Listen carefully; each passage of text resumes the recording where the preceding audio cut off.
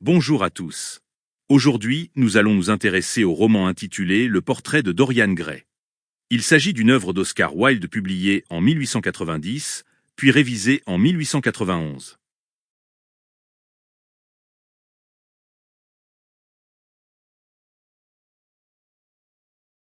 Dans une pièce se trouve le portrait d'un beau jeune homme de 20 ans et le peintre Basil Hallward.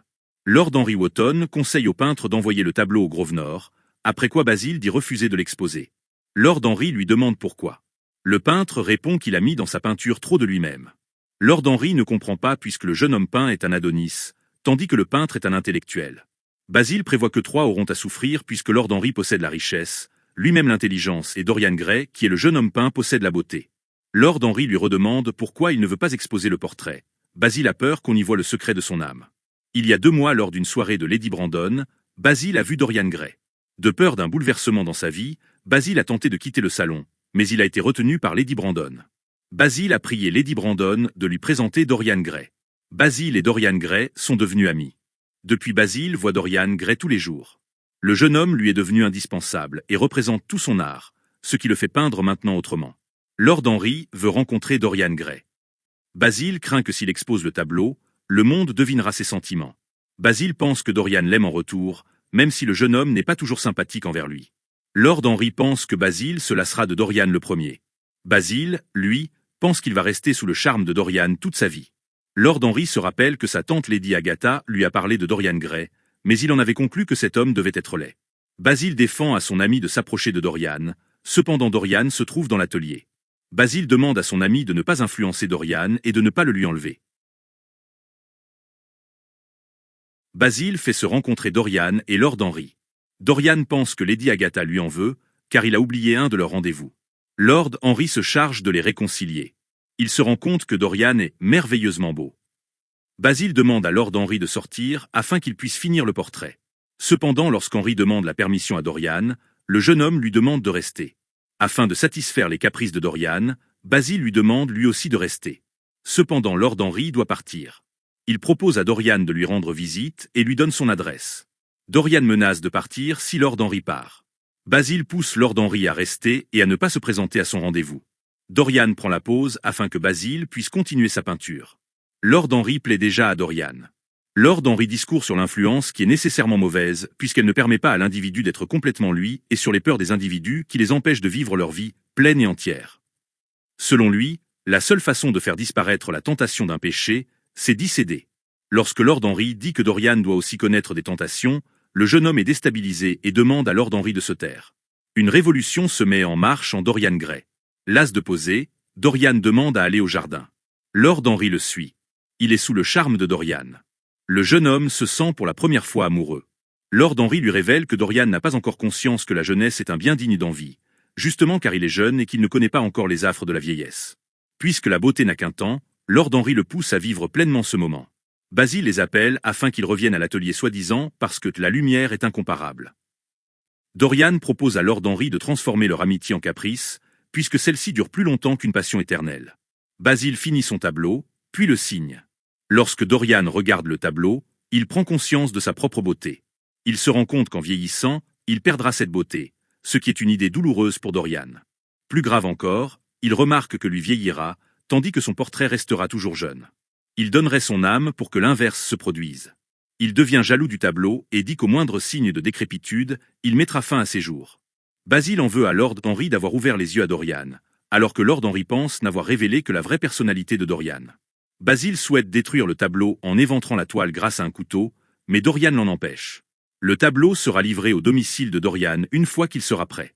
Lord Henry demande à la voir, mais Dorian ne veut pas que Basil le donne à quelqu'un d'autre que lui. Le thé est servi.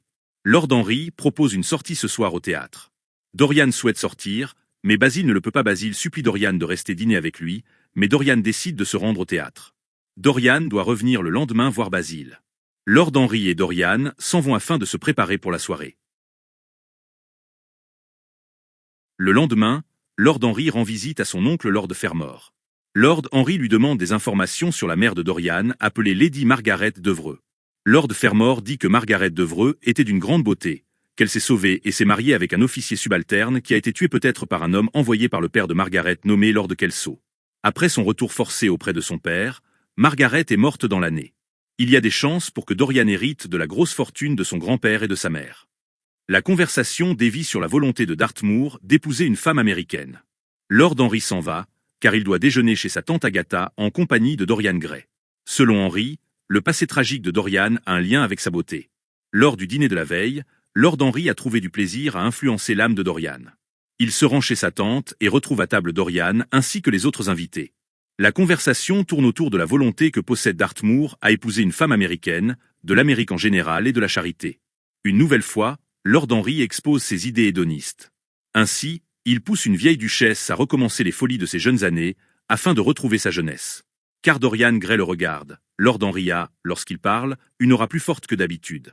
Après le départ des invités, Lord Henry veut se promener au parc. Dorian veut l'accompagner et décide de ne pas tenir sa promesse au sujet d'une visite à Basil.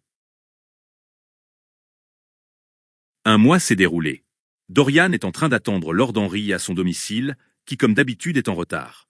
Il rencontre la femme de Lord Henry. Elle reconnaît le jeune homme qu'elle a déjà vu sur les photographies que possède son mari, et elle l'a déjà vu à l'opéra. Dorian ne partage pas les idées de cette femme à propos de la musique. Après l'arrivée de Lord Henry, la femme les quitte rapidement. Lord Henry recommande à Dorian de ne jamais se marier. Dorian se dit amoureux d'une actrice nommée Sybil Vane. Selon lui, l'actrice est belle et talentueuse. Il y a 3 semaines, tandis qu'il se promenait un soir dans Londres, il est entré par hasard dans un petit théâtre. La pièce jouée était Roméo et Juliette. Alors que les acteurs étaient mauvais et ridicules, il est tombé sous le charme de l'actrice qui interprétait Juliette. Depuis, il va la voir tous les jours et dit l'aimer. Dorian n'a encore rien tenté avec cette femme. Ce n'est que le 3e soir, poussé par le directeur du théâtre juif, qu'il a rencontré Sybil dans les coulisses. Sybil lui donne le surnom de prince charmant. Depuis, il ne peut pas s'empêcher d'aller la voir jouer tous les soirs. Dorian a l'intention d'amener avec lui au théâtre Lord Henry et Basil et de payer le directeur de théâtre afin de rompre le contrat qui le lie avec Sybil. Dorian veut faire jouer Sybil, mais dans un meilleur cadre. Il fixe le rendez-vous pour le lendemain. Dorian dit que Basil lui a envoyé son tableau. Il ne rencontre plus Basil aussi souvent qu'avant et lui trouve des défauts. Selon Lord Henry, il n'y a que les mauvais artistes qui ont un charme personnel. Dorian s'en va, afin d'assister à une représentation de Sybil. De son côté, Lord Henry, loin d'en être jaloux, trouve intéressant d'étudier le jeune homme, car il aime disséquer les personnalités d'autrui. Pour lui, Dorian Gray est sa création et il lui a permis de comprendre certaines choses que les gens ne découvrent habituellement que plus tard. Henry s'en va pour dîner. À son retour, il apprend que Dorian s'est fiancé à Sybil. Sybil est heureuse, puisqu'elle est amoureuse. Sa mère préférerait que sa fille se concentre sur la scène et rappelle qu'elle doit 50 livres au directeur du théâtre. Sybil pense que le prince charmant prendra soin d'elle désormais. Elle demande à sa mère si elle aimait son père, comme elle-même aime le prince charmant en ce moment. Parce que cette réflexion peine la mère, Sybil pense que c'est parce que sa mère a beaucoup aimé son père. Bien que la mère dise avoir assez de soucis en ce moment avec le prochain voyage de son fils James en Australie, elle consent à une relation si le jeune homme est riche. James fait son apparition. La mère espère que son fils va revenir en Angleterre après un enrichissement en Australie. De son côté, James espère s'enrichir afin d'extraire sa sœur et sa mère du monde du théâtre. James et sa mère sont un moment seuls car Sybil est allée se changer afin de faire une promenade au parc avec son frère. La mère aurait préféré que son fils devienne clerc, mais James a préféré devenir marin. James a appris que sa sœur reçoit tous les soirs la visite d'un gentleman. La mère essaie de le rassurer en disant que cet homme est un gentleman et qu'il semble être riche. James trouve étrange qu'on ne sache pas son nom et demande à sa mère de veiller sur sa sœur. Sybil revient et elle et son frère partent en promenade. Sybil imagine que son frère aura un destin fabuleux en Australie. De son côté, James pense au futur danger que court sa sœur à cause du gentleman qui lui fait la cour. James interroge sa sœur sur cet inconnu.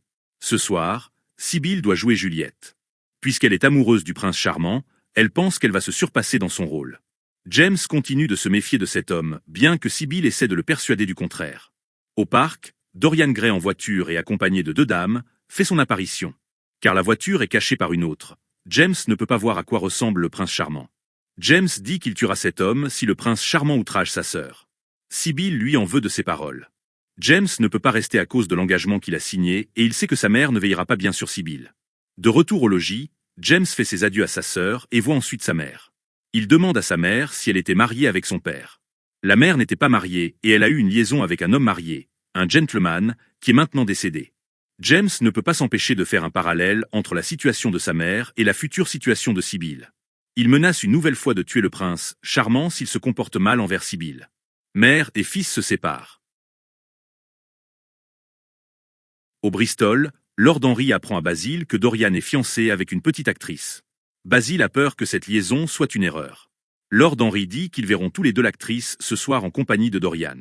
Bien que Lord Henry soit contre le mariage puisqu'il tue l'égoïsme et donc la personnalité de la plupart des gens, il voit dans le futur mariage de Dorian avec Sibylle un sujet d'étude intéressant. Dorian vient rejoindre les deux hommes à la table. Le jeune homme raconte sa soirée d'hier. Alors que Sibylle jouait Rosalinde, Dorian s'est extasié sur la beauté et la mise de la jeune fille. Dans la loge, ils se sont embrassés. Ils sont maintenant fiancés, même si cela doit rester un secret. Il compte faire ce qui lui plaira quand il sera majeur, c'est-à-dire d'ici moins d'un an. Alors que Basil était contre la liaison entre Dorian et Sibylle lorsque Lord Henry en parlait, Basil dit à Dorian qu'il a raison. Dorian n'a pas encore fait de proposition formelle de mariage, bien qu'il veuille se marier avec Sibylle. La présence de Sibylle suffit à faire oublier à Dorian toutes les théories de Lord Henry. Selon Lord Henry, l'individualisme permet de vivre en accord avec soi-même. Dès qu'une personne se lie à autrui, une discordance se produit. Basil essaie de faire comprendre que le fait de vivre uniquement pour soi-même amènera des désagréments un jour ou l'autre. Alors que Dorian trouve normal d'aimer et d'être aimé, Lord Henry se méfie de l'amour des femmes. Tandis que Dorian, pour la première fois, n'est pas d'accord avec les idées de Lord Henry. Ce dernier remarque que Dorian l'aimera toujours, car il représente tous les péchés qu'il n'a pas osé commettre. Dorian propose d'aller au théâtre, car il pense que rien qu'à la vue de Sibylle, les idées de Lord Henry changeront. Dorian, Lord Henry et Basil sont au théâtre. Sibylle apparaît sur scène. La jeune fille est incapable de mettre de l'émotion dans son discours lorsqu'elle parle à Roméo, et elle récite les vers comme le ferait une écolière. Sibylle est devenue sans talent, c'est ce que remarque Dorian, mais aussi ses deux amis. L'actrice finit par se faire siffler par la salle. Lord Henry et Basil sortent de la loge. Après la représentation, Dorian retrouve Sibylle et lui dit à quel point elle a mal joué. Sibylle lui explique que depuis qu'elle l'a connue, il lui a montré qu'est-ce que c'est que le vrai amour, ce qui la rend incapable de jouer des pièces d'amour tant cet amour lui paraît être loin de ce qu'elle vit. Elle lui demande de l'emmener avec lui. Dorian considère qu'elle vient de tuer leur amour. Maintenant que l'art a quitté la jeune femme, Sibylle n'a plus aucun intérêt pour Dorian qui la rejette. Sibylle est dévastée et supplie Dorian de ne pas l'abandonner. Dorian part du théâtre, en la quittant définitivement. Le jeune homme passe la nuit et une partie de la matinée à se promener au hasard des rues. Après être rentré chez lui, il remarque que sur le tableau, le jeune homme peint a une marque de cruauté au niveau de la bouche. Quand il se regarde dans un miroir, il ne voit pas de ligne sur sa bouche. Il se souvient du souhait qu'il a formulé dans l'atelier de Basil, mais le lien lui semble encore impossible. Il est incapable de porter la faute sur lui et la fait porter sur Sibylle. En effet, c'est elle qui en jouant mal a détruit l'image de la géniale actrice qu'il s'est faite d'elle. C'est, car il a cru qu'elle était une grande artiste, qu'il l'a aimée. Il ne se tourmente pas du sort de Sibylle et considère que la jeune fille n'existe plus pour lui. Il ressent de la pitié envers son image qui s'enlaidira à chaque mauvaise action du vrai Dorian. Il pense à ne plus pécher, à ne plus voir Lord Henry et pense à rejoindre Sibylle. Dorian ne se réveille que dans l'après-midi. Il porte son regard de nouveau sur le tableau et remarque encore une fois que son portrait a bien un pli cruel près de la bouche. Il réfléchit au lien qui existe entre son âme et l'état de son portrait. Il pense encore pouvoir réparer son erreur auprès de Sibylle en se mariant avec elle. Il lui écrit une lettre dans laquelle il s'accuse et lui demande de lui pardonner. Lord Henry vient le voir. Se déroule une phase de quiproquo durant laquelle Henry sait que Sibylle a mis fin à ses jours et durant laquelle Dorian, ne le sachant pas encore, dit ne rien regretter. Lord Henry finit par lui révéler que Sibylle est morte. Il craint qu'une enquête découvre la vérité et jette le discrédit sur Dorian. Sibylle s'est tuée dans sa loge en avalant du fard de théâtre qui contenait probablement de l'acide prussique. Alors que Dorian est choqué de la mort de Sibylle, Lord Henry ne pense qu'au fait que Dorian ne doive pas être mêlé à cette histoire. Cependant, Dorian estime que Sibylle n'avait pas le droit de se tuer, car maintenant il ne pourra plus réparer son erreur. Lord Henry lui dit que son mariage avec Sibylle aurait conduit au désastre. Dorian s'étonne du fait de ne pas être ému plus que ça de la disparition de Sibylle et a l'impression d'être étranger au drame. Il est incapable de convenir qu'il est un sans-cœur et par extension un monstre. Lord Henry pense que si Dorian s'attendrit si peu, c'est car il existe des drames qui se présentent de manière peu artistique. Il se plaint des femmes qu'il a connues et qui l'agacent à rappeler leur passé et à essayer de raviver l'amour. Lord Henry estime que Dorian a été favorisé, puisqu'aucune des femmes qu'il a connues ne s'est donné la mort pour lui. Alors que Dorian ressent encore quelques remords, Lord Henry tente de les étouffer avec ses arguments. Son histoire tragique avec Sibylle ne devient plus qu'une étonnante aventure. Dorian va se rendre ce soir à l'opéra en compagnie de Lord Henry dans la loge de sa sœur. Lorsque Dorian regarde de nouveau le portrait, il ne note aucun changement. ce qui montre que le portrait enlaidit à chaque mauvaise action et non lorsque Dorian en prend connaissance. Il décide de mener sa vie comme il l'entend. Les mauvaises actions ne feront que rendre plus laid son portrait. Le lendemain, Basil se rend chez Dorian. Il a voulu lui rendre visite la veille, mais on lui a dit que Dorian était à l'opéra, ce qu'il peine à croire, et pense qu'il était auprès de la mère de Sibylle. Dorian lui révèle qu'il était bien à l'opéra, et pense que la perte de Sibylle ne doit pas être si terrible pour la mère, puisqu'il lui reste encore un enfant. Basil est choqué de la légèreté de Dorian, et comprend que si son ami a tant changé, c'est à cause de l'influence de Henry.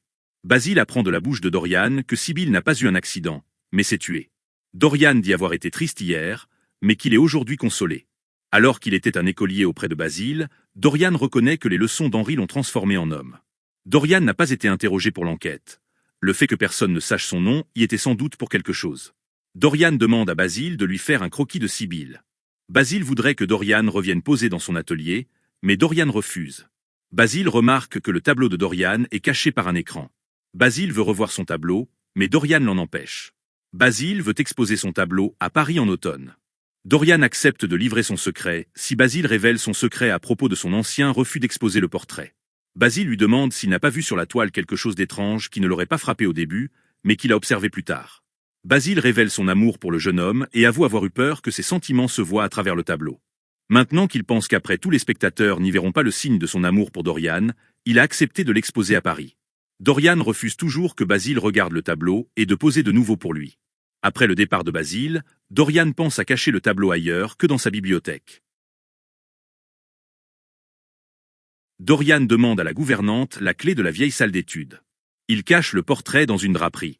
Viennent l'encadreur nommé M. Hubbard ainsi qu'un ouvrier. Dorian demande à ce que le tableau soit transporté au dernier étage dans la salle d'études. Bien que cela le dérange qu'un tel portrait se trouve dans une salle dans laquelle il a des souvenirs d'enfance, c'est pourtant une salle dans laquelle personne, à part lui, pourra voir le tableau. Après le départ des deux hommes, Dorian craint que le domestique nommé Victor n'ait interrogé les deux hommes et n'ait remarqué l'absence de l'écran et du portrait. Dans le journal envoyé par Lord Henry, Dorian lit un article sur Sibylle qui a été déclarée morte accidentellement. Il a un temps peur que le domestique Victor ait lu ce journal avant lui. Il lit ensuite un roman que lui a envoyé Lord Henry, dans lequel sont représentés tous les péchés du monde. Le soir venu, Dorian rejoint Lord Henry au club. Dorian reste attaché au livre que lui a donné Lord Henry et qui serait le roman à rebours de Huysmans. Il court d'affreux bruits au sujet de Dorian, mais, face à la beauté de Dorian, les gens n'y croient plus. Au fur et à mesure de ses méfaits, l'individu sur le portrait devient vieux et a l'air méchant, tandis que dans la réalité, Dorian reste jeune et beau. Étrangement, Dorian possède une fascination pour l'Église catholique, se soumettant à certains rites. Selon lui, toute spéculation intellectuelle doit être liée à l'action et à l'expérience. Il teste des parfums et les liens qu'ils ont sur l'état psychique. Lorsqu'il s'intéresse à la musique, il fait donner des concerts joués avec des instruments exotiques. Il préfère un temps cette musique à la musique classique européenne. Il se prend de passion pour les pierres précieuses, ce qui devient une obsession chez lui, rêvant d'histoires fabuleuses qui y font mention. Il s'intéresse aux broderies et aux tapisseries d'Europe du Nord. Il constate que même les objets sont soumis à l'action du temps, alors que lui garde sa fraîcheur et sa beauté. Il collectionne également les ornements ecclésiastiques et les objets de service de l'Église.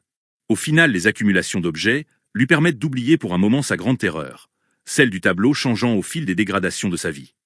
Avec le temps, il s'éloigne de moins en moins de chez lui, ne supportant pas l'idée de se séparer du tableau et ayant peur que d'autres personnes le découvrent. Bien que Dorian parvienne à séduire des personnes, d'autres se méfient de lui à cause des différents bruits qui courent sur lui ou à cause de leurs expériences avec lui. Dans sa maison de campagne, Dorian regarde les portraits de ses ancêtres dont découle soit sa beauté, soit son tempérament.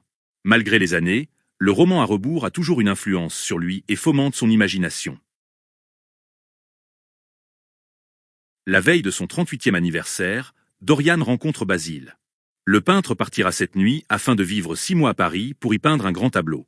Basil insiste pour entrer chez Dorian afin de lui dire quelque chose. Basil connaît les scandales qui touchent son ami et n'y croit pas car selon lui, le péché s'inscrit de lui-même sur le visage d'un homme. Cependant, Basil s'est aperçu que les gens fuyaient Dorian et que des individus en disaient du mal. Certaines personnes auraient eu leur vie brisée ou ont connu une fin tragique à cause du jeune homme. Dorian place les mésaventures de ces hommes sur le compte de leur morale tordue. Selon Basil, si ces personnes sont arrivées à de telles extrémités, c'est car elles ont été influencées par Dorian. Basil voudrait que Dorian mène une autre vie qui lui attribuerait une bonne réputation et un respect de la part d'autrui. Afin de connaître la vérité sur les actions de Dorian, Basil aimerait voir son âme. Dorian décide de lui montrer son âme en lui faisant voir le portrait. Dorian fait monter Basile jusqu'à la salle d'études. Basile reconnaît le tableau qu'il a peint, mais le personnage est devenu si hideux qu'il provoque le dégoût et la haine de Basile.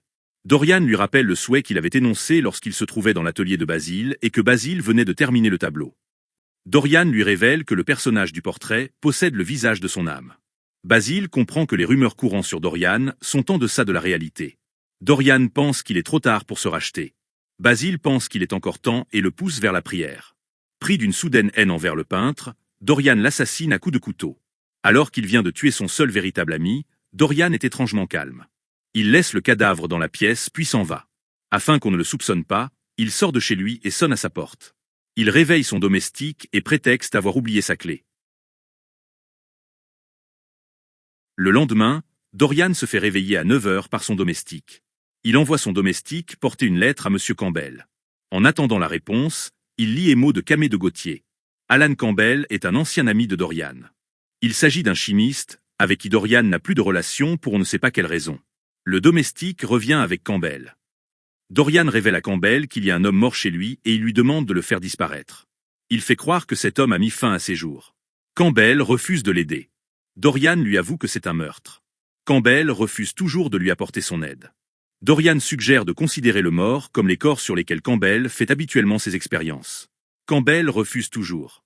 Dorian écrit quelque chose sur un papier, qui fait pâlir Campbell. Car Dorian menace d'envoyer la lettre, Campbell est obligé d'accepter la demande de Dorian. Un domestique va chercher dans le laboratoire de Campbell ce dont le chimiste a besoin. Dorian se débarrasse du domestique pour qu'il ne soit pas présent le temps de l'expérience. Après avoir ouvert la porte de la salle d'études, Dorian se rend compte qu'il n'a pas remis le rideau sur le portrait et que le portrait comporte une main rouge de sang. Il recouvre la toile, puis Campbell entre dans la pièce. Campbell demande à rester seul. Après plusieurs heures de travail, le corps a disparu. Dorian se rend dans le salon de Lady Narborough comme si rien ne s'était passé alors qu'il vient de commettre son premier crime. Cependant, durant le repas, Dorian ne touche pas au plat et boit sans soif. Lady Narborough le pense amoureux, mais Dorian dit ne plus être amoureux depuis le départ de Madame de Ferrol, une femme qui porte des décolletés et qui collectionne les maris. Lady Narborough pense que Dorian est un homme bon et qu'il faudrait lui trouver une jeune fille bonne à marier.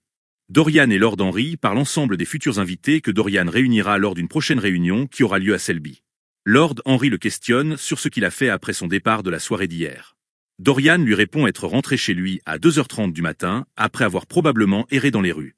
Lorsqu'Henry remarque que Dorian n'est pas dans son état normal, Dorian s'irrite. Après être rentré chez lui, Dorian brûle les affaires que Basile a laissées dans la maison. Durant la nuit, il demande à un cocher de l'amener quelque part. Se souvenant d'une phrase de Lord Henry qui a énoncé les mots « guérir l'âme par les sens »,« guérir les sens par l'âme », Dorian se rend dans une fumerie d'opium. Dorian sait qu'il est impossible d'obtenir un pardon pour son crime, alors il tente de chercher un oubli. Il entre dans une masure où se trouvent plusieurs drogués. Voulant éviter Adrian Singleton, qui est un homme dont il a causé la ruine, il souhaite se rendre dans l'autre boîte. Néanmoins, il invite cet homme à boire au bar.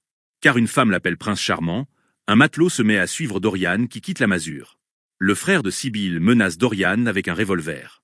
James Venn souhaite se venger de la mort de sa sœur. Afin de faire croire à James qu'il n'est pas l'homme qu'il recherche, il lui fait comprendre que le jeune homme qui a causé la mort de sa sœur il y a 18 ans ne peut pas être lui, car il a le visage d'une personne d'une vingtaine d'années. James pense que cet homme ne peut pas être le meurtrier de Sibyl. Après le départ de Dorian, une femme du bar dit à James qu'elle aurait voulu qu'il assassine Dorian et que Dorian a causé sa perte il y a 18 ans de cela. James comprend que Dorian était le bon individu.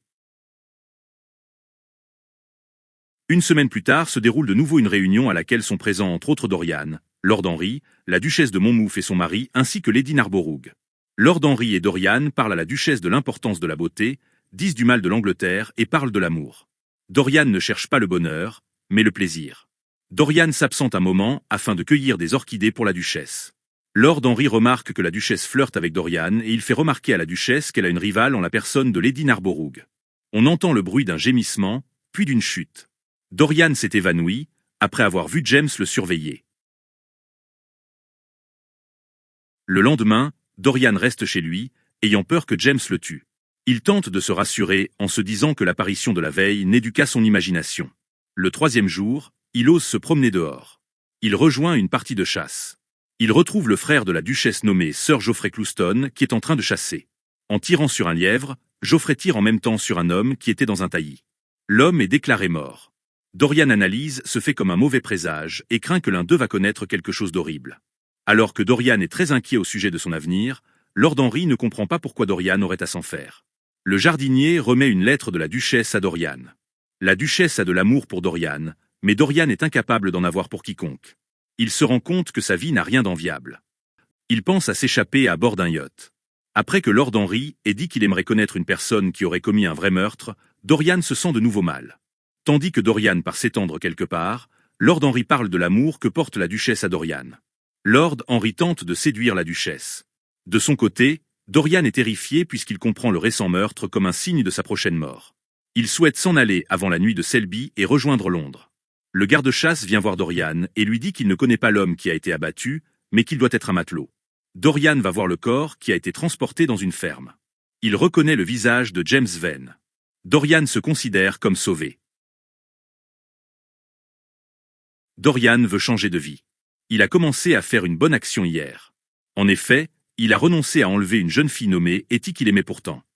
Lord Henry lui fait remarquer que cette bonne action n'en est pas vraiment une puisque Dorian a brisé le cœur de la jeune fille et qu'elle sera malheureuse dans un futur mariage.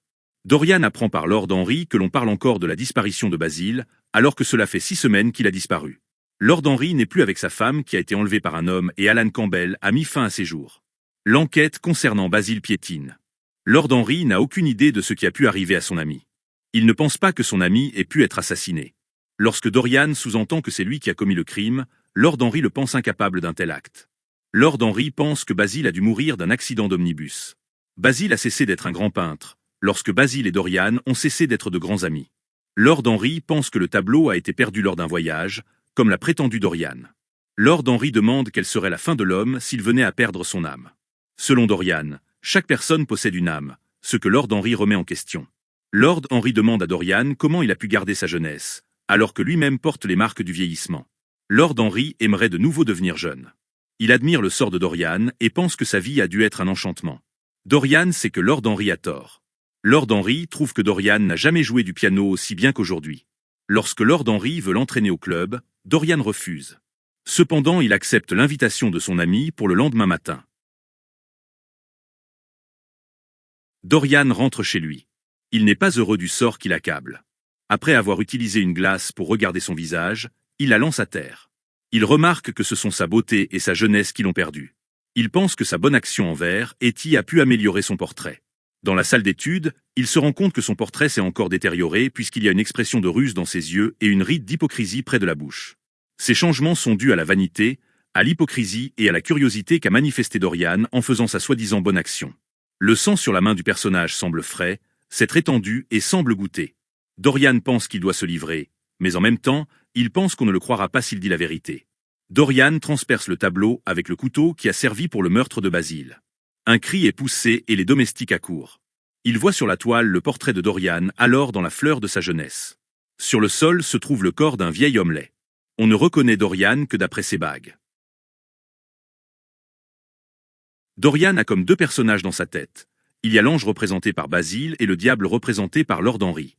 Basil a connu Dorian plusieurs semaines auparavant.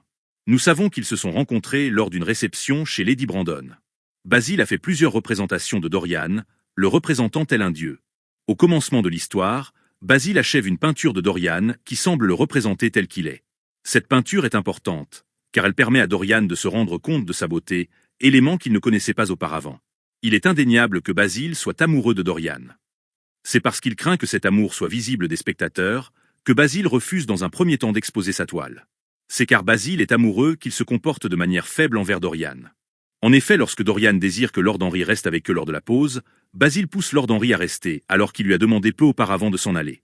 Lorsque Lord Henry souhaite partir, car il a un rendez-vous, le fait que Dorian veuille partir si Lord Henry part, pousse une nouvelle fois Basil à demander à Lord Henry de rester.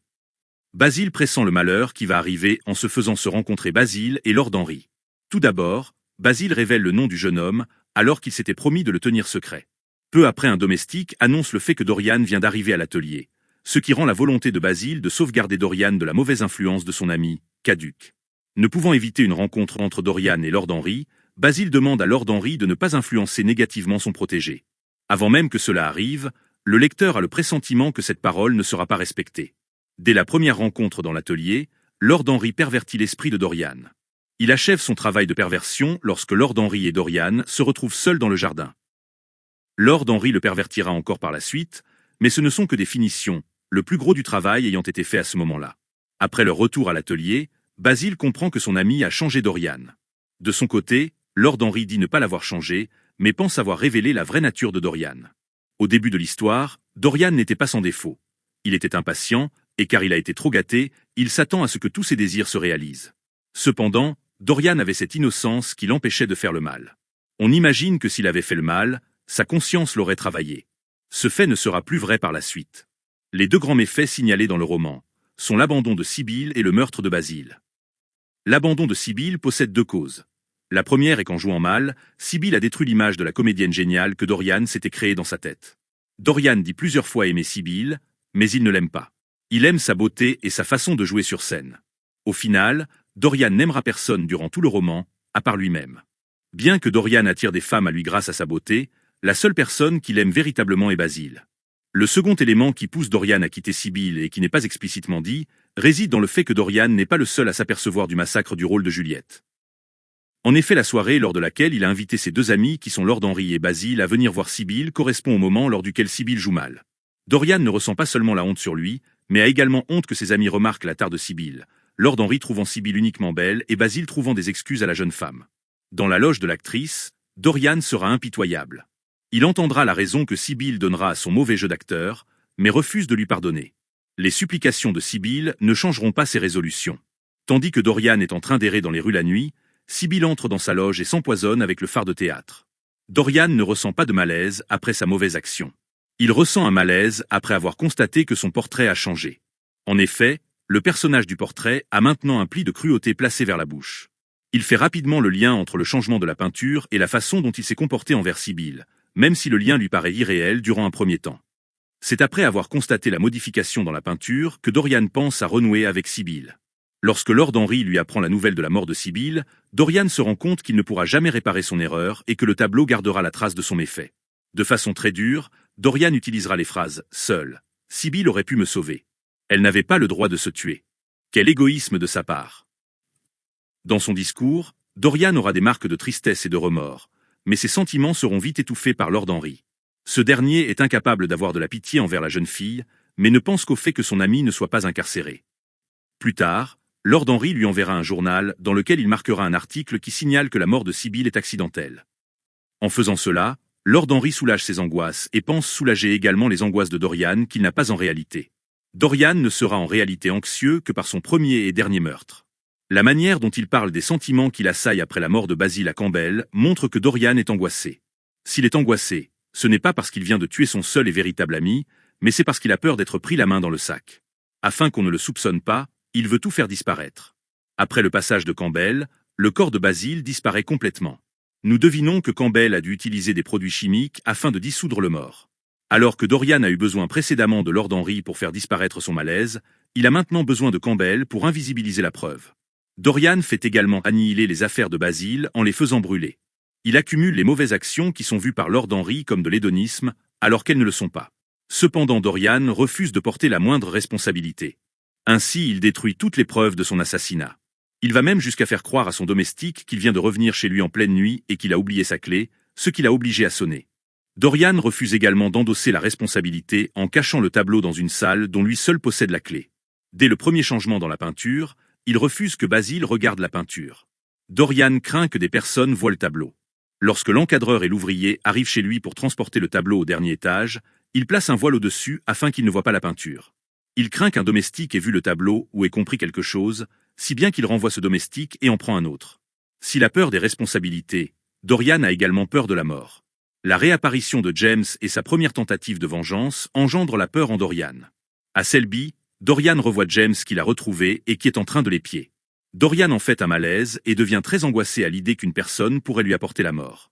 Lorsque James est tué par erreur par le chasseur, Dorian ne peut pas s'empêcher de voir cette mort comme un signe annonciateur de sa propre mort.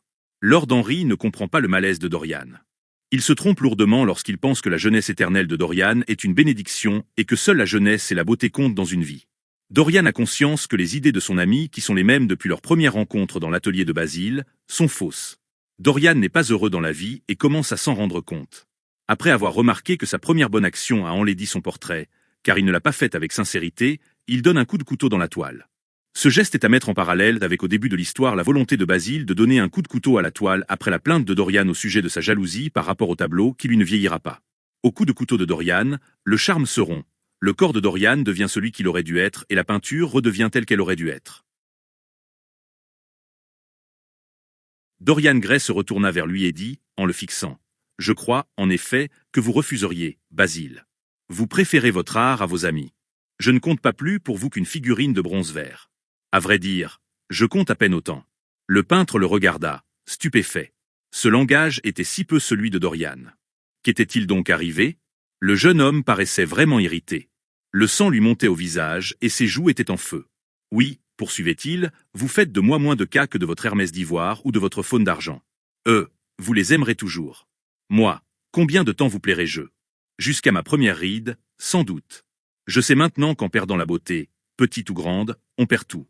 C'est à votre peinture que je dois cette leçon. Lord Henry a parfaitement raison. La jeunesse est le seul bien qui vaille. Au premier signe de décrépitude, je me tuerai. » Hallward, devenu pâle, le saisit par la main. « Dorian, Dorian, s'écria-t-il, ne parlez pas ainsi. Je n'ai jamais eu et je ne retrouverai jamais un ami tel que vous. Voyons, vous n'allez pas jalouser des objets matériels, que vous surpassez tous en beauté. Je suis jaloux de toute beauté qui ne meurt pas. Je suis jaloux du portrait que vous avez fait de moi. Pourquoi garderait-il ce que je dois perdre? Chaque minute qui passe ajoute à son charme ce qu'elle ravit au mien. Oh, que n'est-ce le contraire? Si le portrait pouvait changer et moi rester tel qu'aujourd'hui. Que aviez-vous besoin de le peindre, ce portrait, dont l'ironie, la cruelle ironie, ne tardera pas à me poursuivre?